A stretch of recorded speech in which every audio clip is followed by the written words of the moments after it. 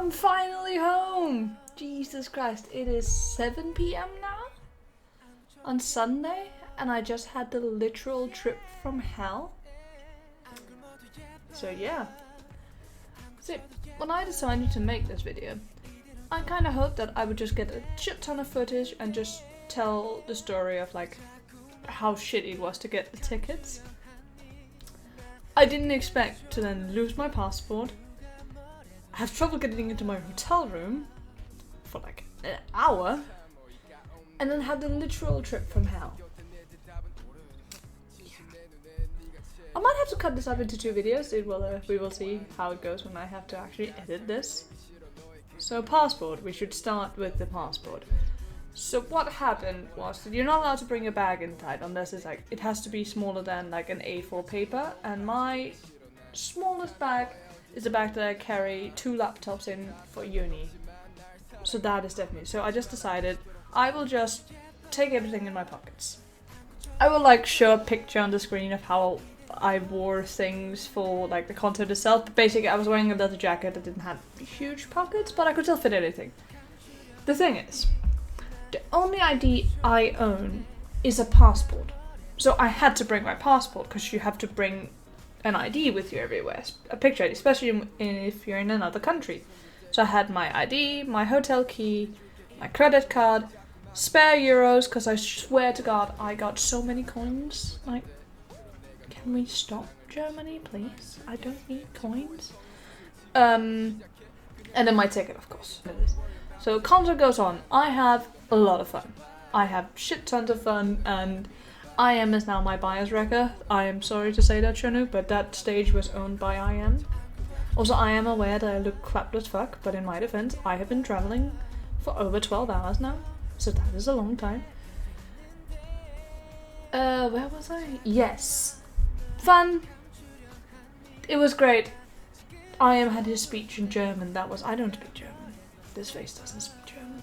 I knew that I had my passport going into the Benz Arena, simply because I showed ID. Why was I the only one who had to show ID? Do I just look sketchy as fuck? That's actually gonna come back to my trip from hell later, that apparently I just look like a drug mule. But yeah, I knew I had my passport there, because I had also stored my ticket in it, because I didn't want to have to fold it too many times. So yeah, that happened. Great. I go to the concert thing. I get out from the building. I reach into my pocket. I just pat down my pocket. You know, the classical, just like, do I have my phone? Do I have my keys? Do I have everything? And I realize I no longer have my passport. Panic sets in. I have a 7 a.m. flight. I do not have the time, because the Danish embassy first opens at 11 p.m. or 11 a.m. on a Sunday, which means I do not have the time to go to the embassy and get an emergency passport and get to my flight in time. Which means I would have to get a new flight. And that's gonna be really expensive. And I don't want to do that. So I go to the door, to the lady at the door, and ask, please, can I get in? I just want to look, this is not me trying to stalk a bunch of Korean boys. I just really need to go in and check if my passport is at my seat. I get told no. Editing Prussia here, realizing how much of a prat she sounded like when she said this. I didn't expect them to violate their policies for me. I just want to point out that I at least went to talk to them. I understand that they're just trying to protect everybody, and rules are rules. It doesn't matter that I still have my ticket. I get told I cannot go back in and look for my passport. What I can do is wait until tomorrow and ask if they have found my passport. But they first open at 8 a.m. Can you see again the problem here with my flight leaves at 7? Shit. Okay, next up, Twitter. I have been live tweeting the whole thing, and there was a decent amount of people who was liking stuff, so I had a hope that people would see it if I tagged like Monsta X in Berlin. And I sent out a tweet going like, please, if you see a Danish passport, please write to me. Nobody did, but that's not the point. I carry my grandfather's number in my passport. It's main family that I talk to, and they want me to have their number in it because they are my medical emergency, and if I get into trouble or if I am no longer capable of giving consent for medical things, the number for them is there. And the sweetheart, I think she was Italian, called my granddad, who doesn't speak any English, because she has found my passport with this number in. And the two of them managed to like find their way to me. Like my granddad is still in Denmark, and he doesn't speak any English at all, let alone Italian. But they managed to get my passport to me, and this is like at that point I have been like for an hour standing outside the arena ready to just bawl my eyes out. But I get my passport and I am so happy. So I go back to my hotel. I swipe my card on my hotel. It's 1 a.m. at this point. I have to be up at 5. I swipe my card and it lights red. At that point I actually start crying. Just like, this can't be right. I go down into the reception. There's this, he can't have been more than 16. It was the sweetest young, like, cute Chinese guy who was just like, suddenly have to deal with this 25-year-old balding girl who's just like, I can't get into my room. He writes me up a new key and doesn't work either. This happened multiple times because the room is still mine. He can see that it's mine, and I have my passport now, so I can prove I'm actually me. In the end, it takes another hour before I get into my room. It's now 2 a.m. I have to be up in 3 hours.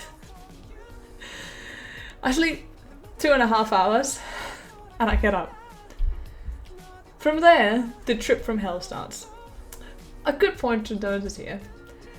When I arrived in Berlin, I got lost for 3 hours in the main central train station, because who the fuck flies trains on top of a 3-story building? But yeah, I am on a time crunch. I cannot get lost. If I get lost, I'm not gonna get to my fucking plane. I didn't get lost.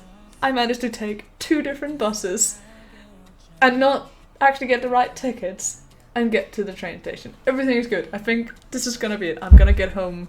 It's gonna be good. It's gonna be well. I go through, like, I have online check-in on my phone, so I don't have to stand in those lines. So I go check my boarding pass, I get in, I go to like the detector, the TSA guys, pat me down, everything comes up fine, and then I get called for additional drug testing. I always get called for additional drug testing if I'm going on a flight alone. Apparently I just look like I carry drugs. I don't think anything of it. Just like, okay, you want to pat me down again in this private area? You can touch me all you want, old lady. I don't care. She's found my bag and I think, I don't carry drugs. I've never done drugs in my life. And then it comes back positive. Yeah. I am already, there's half an hour until the plane leaves. Boarding is supposed to start in 10 minutes. This is an EasyJet flight, so they are not happy to let you in if you're late. I can see the flight. Well, I can't see the line for like boarding. And then she called over the police. Because she has to. I tested positive for... Like, well, I didn't. My bag did. The police, nor the security lady, speaks English. And again, this face failed German in school. So yeah, hand gestures. They pat me down again. I get patted down a lot. They take everything out of my bag and they check it. Just like, what is this? They confiscated my MAC setting powder. It's brand new. I legitimately just bought it for this trip and I'm so sad.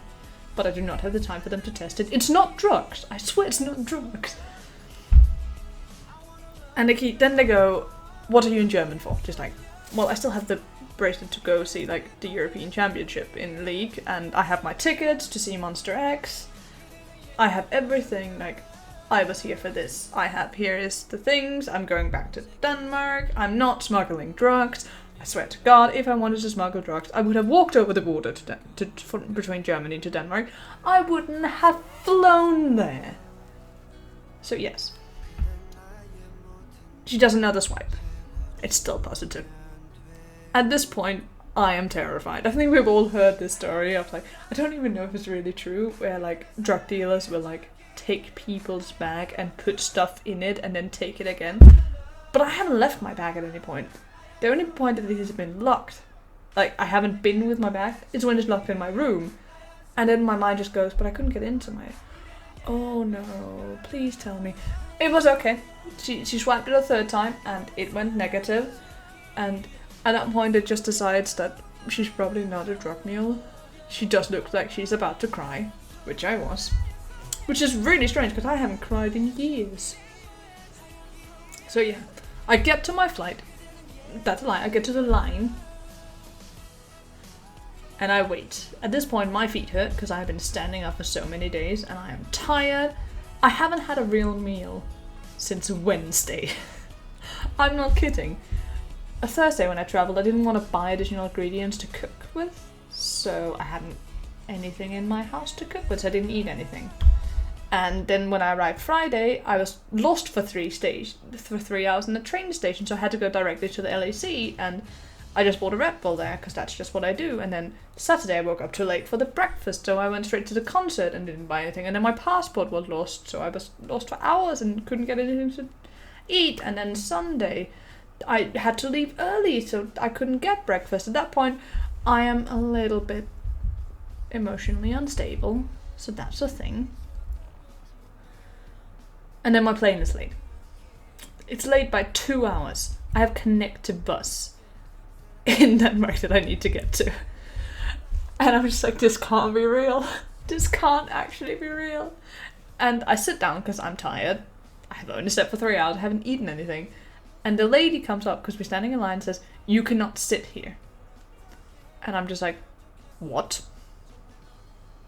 You cannot sit here. If you're standing in line, you have to stand. I'm just like, you gotta be kidding me. You gotta be actually shitting me. I stand up for so long, and then finally we can board. It turns out that they had to fly in a new plane. That's why my plane was late. They had to fly in a new fucking plane. I arrive in Denmark. I am speedy fucking Gonzalez out of there. Luckily, on EasyJet, I only had my sports bag that I carried with me, so I didn't have any additional luggage. I am speedy Gonzalez down. I need a train station to the central train station of Denmark, and then I need to walk a kilometer to get to my connected bus to go to Aalborg. I am so fucking hurrying. You guys don't understand. I am tired. I am hungry. I run so fast. And I get it just in time. And then there's like a 6-hour bus journey home to Aalborg, and that was so long. Shout out to the fucking like guy who sat next to me. It was like, I think he was my age. He didn't speak very great English, but he did want to speak, and I was he was from China. Really cute guy. Thank you, fun. I hate talking to people while traveling, like, but he looked so eager, so I couldn't like turn it down. All I wanted to do was sleep, but I couldn't because he just kept chatting, so I haven't slept yet. That's a 6-hour bus journey where he just chatted for 6 hours in his broken English, and I'm just like, it's just rude to not. So that was my trip to see Monster X. Please send help. I have Red Bull now. My plan is to edit this and then go to bed. Please send help.